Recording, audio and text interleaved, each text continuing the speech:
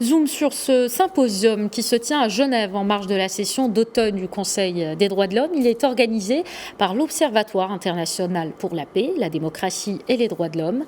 Parmi les intervenants, Sophie Michez, avocate au bureau de Bruxelles. Elle était observateur du procès de Guy Mizic qui s'est tenu de décembre 2017 à juillet 2018.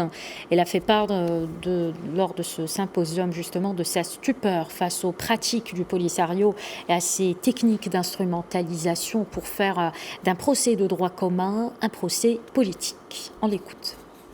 J'ai envie de dire, c'est que je suis arrivée en novice dans ce procès et j'ai été hallucinée de voir comme on essayait vraiment d'en faire un procès politique, comment tous les moyens étaient bons vraiment pour décrédibiliser la manière dont la justice était rendue par le Maroc, alors que finalement, rétrospectivement, quand on regarde les arguments qui ont été avancés par les avocats des accusés lors de ce procès, on se rend compte que c'était du sabotage.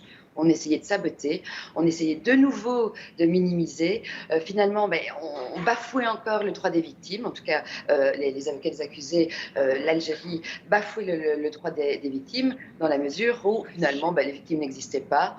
On essayait de nier la réalité des faits, alors que bon, c'était quand même des faits qui étaient douloureux pour les familles des victimes qui étaient présentes. Et parfois, j'ai le sentiment, rétrospectivement, je me dis finalement, ces pauvres gens, ces gens qui étaient dans la salle, qui suivaient le procès, qui avaient perdu des êtres chers, parfois des fils, parfois des frères, parfois des cousins, qui pleuraient encore la mort de leurs enfants.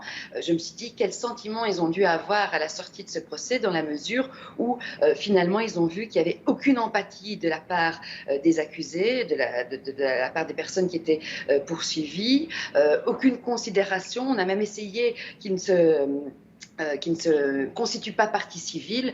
Le grand cheval de bataille, c'était de dire finalement, il n'y a pas eu de victime, alors qu'il y a quand même des images qui montraient quand même les massacres.